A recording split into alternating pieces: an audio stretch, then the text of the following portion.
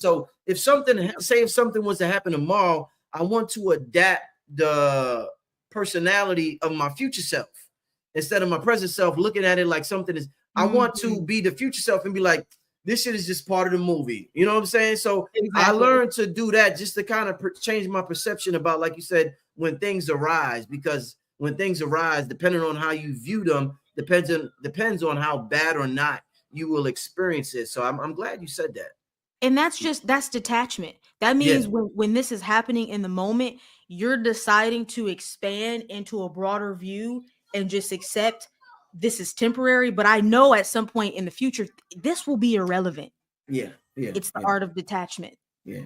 It's like if you get a flat tire while you're driving on the highway and you just decide to start laughing and you pull over and start watching a movie on your Yeah. phone, versus if you just go crazy and you're crying and you're screaming and you're frantic and panicking. It's both of them are the same, but depending on how you reacted to it will change your future, I guess. It's a magnificent way to live. Really quickly, I want to share a technique that I learned that has saved my life basically. Like probably 10 years ago I learned this. Yeah. When things go wrong, if you look at it as a gateway or an avenue into new possibility, you will shift timelines and experience a different outcome of that thing going wrong. So let's use the example you talked about with, like, if you get a flat tire, right? If I Mhm. get a flat tire, and this is literally what I would do today in my life. If I got a flat tire, I'd be like, this hasn't something like this haven't happened in a while. What is the universe trying to do?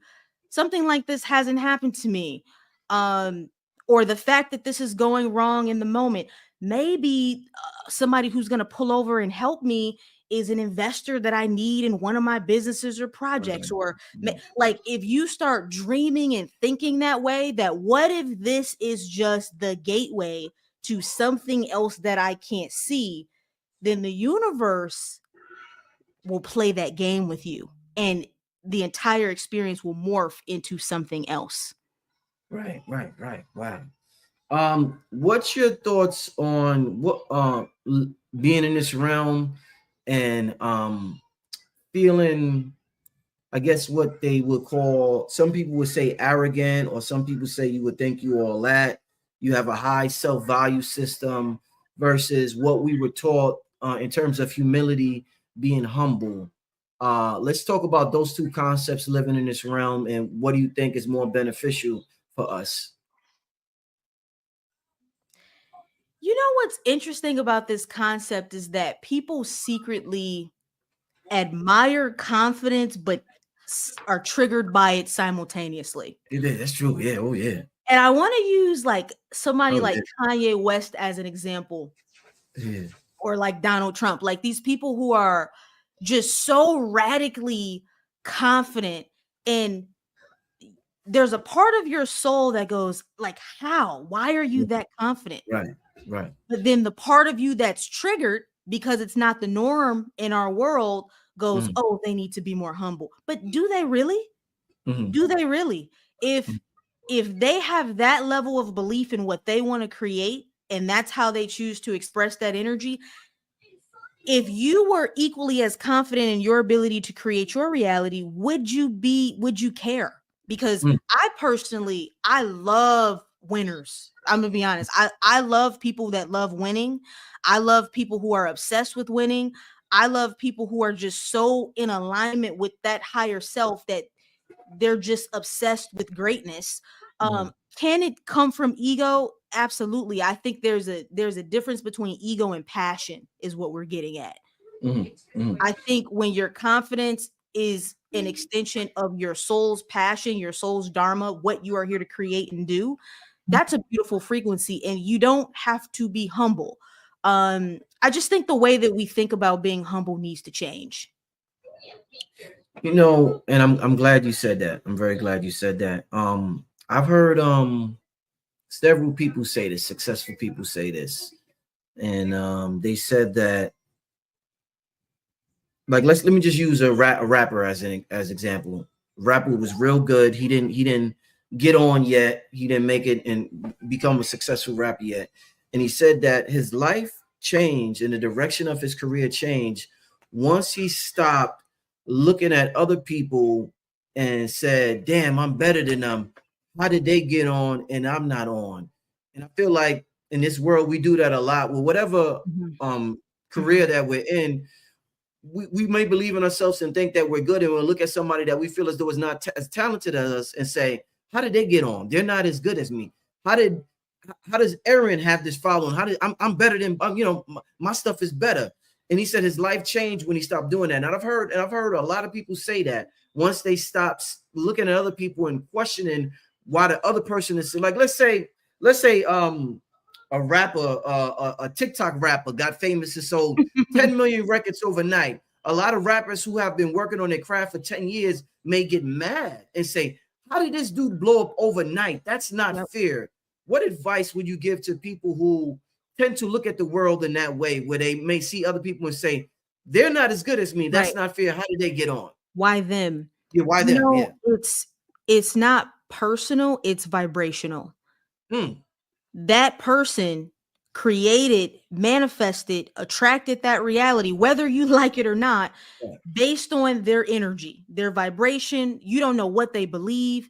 You just don't know the background energy that makes up their frequency that would allow them to experience that reality. And instead of allowing yourself to be triggered into lack, because what you're basically doing is, well, they can have it but I can't, you're creating Mm, separation, as opposed to going, there's an example, another example in my field that this is possible. And mm, instead of creating competition with this reflection, you can actually use it to empower yourself. Well, wow, if it's possible for them, if source can do that in their life, I know what source can do in my life. But mm, people have just this program of, it's me versus them, which is why they if they see somebody else with something that they have, they feel like it was taken from them, as opposed to there's always room for more in the eyes of source.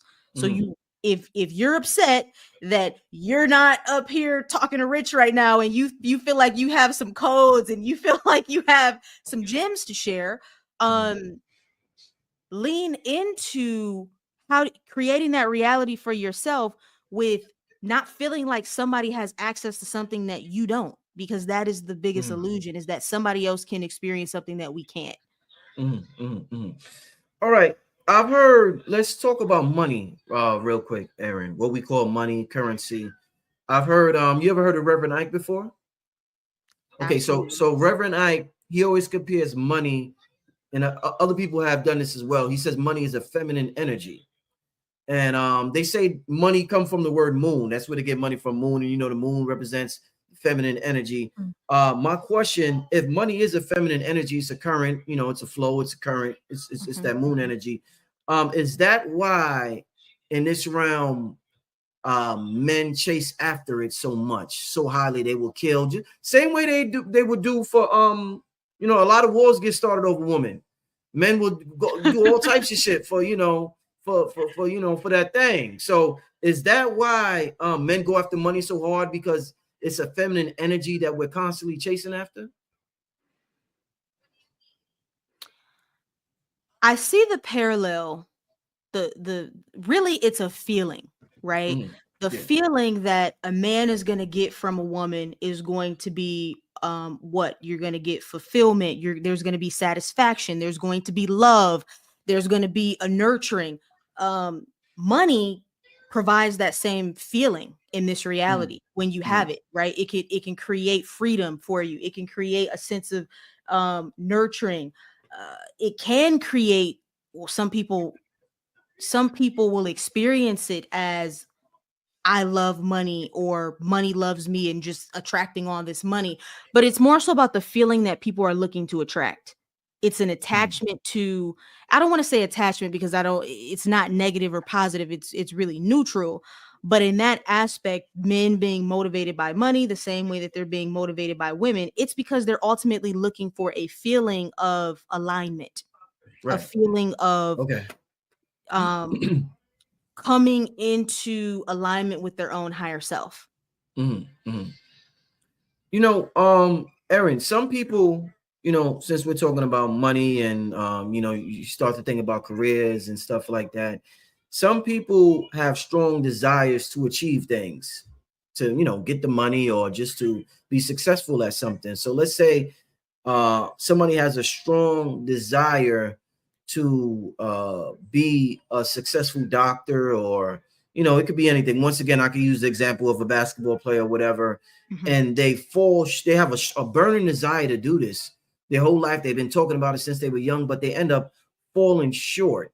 Now you have some people that don't dream big at all, so they, if they don't achieve things in life, they don't mind, and there's nothing wrong with that.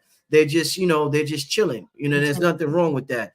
Why would somebody come to this realm to have such a strong desire for something and fall short and not achieve it? Because you would think if somebody has this strong burning desire, it's a part of their soul contract, and eventually they're going to have to get it. So why have that burning desire and never end up achieving it or getting it in the first place? This is usually soul contractual, or there can be things that this person they're doing that's blocking the manifestation of what they were intended to have, what should have happened.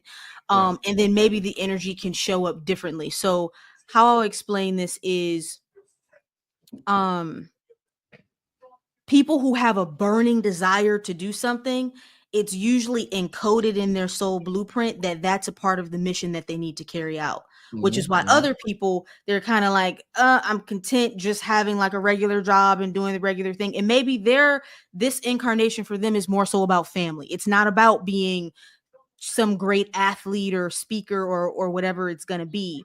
Mm-hmm. Um, but the failure part is also a part of their contract, meaning, let's Mm-hmm. say they're balancing out energy from, let's say they were ultra successful. For some reason, I'm getting the example of Mansa Musa. Like, let's just use that as an example, someone who is wealthiest man on the planet. And then Mm-hmm. let's say his next incarnation, he struggles with holding on to money. Mm-hmm.